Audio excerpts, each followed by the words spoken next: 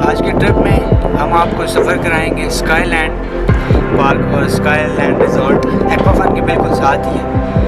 और ये अगर आप आएँ इधर टेक्सला और सनबदाल जो ये जीटी रोड है, इसी पे बदर मोड़ के नाम से एक स्टॉप है, उसी से आप अगर इन होते जाएँ तो सामने एक बड़ा वसी एक किस्म का बाज़ार है जिसमें आप खाने पीने की अशिया इजीली और रीज़नेबल प्राइसेस में मिल जाएंगी।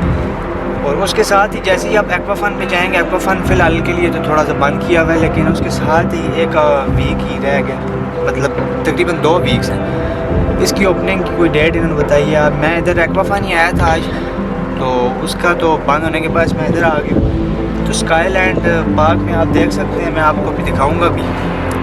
और इसमें बेशुमार किस्म के झूले हैं और आप इसमें मशीनरी है काफ़ी, मतलब मशीन से ऑपरेट होने वाले झूले हैं और काफ़ी इंजॉयमेंट के लिए एक ज़बरदस्त जगह है, फैमिली पार्क है।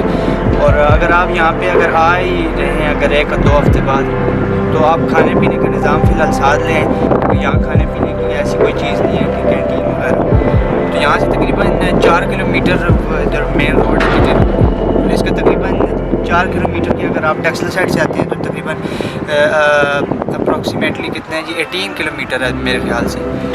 और आपको भी मैं सारी सैर करवाता हूँ इन झूलों की और आपको दिखाता हूँ कि किस किस्म के झूले हैं। और अगर रोड कंडीशन की बात की जाए तो जीटी रोड से अड्डे के साथ ही इतना कोई मर्डर रोड, ये बिल्कुल ये न्यू सिटी के साथ रोड लगता है, बिल्कुल प्लेन रोड है और आपको इंशाल्लाह आसानी से इस तक रसाई मिल जाएगी। और खाने पीने का निज़ाम मैंने आपको बता दिया, आप अगर लें अंदर बैठ के आप इंजॉय कर सकते हैं।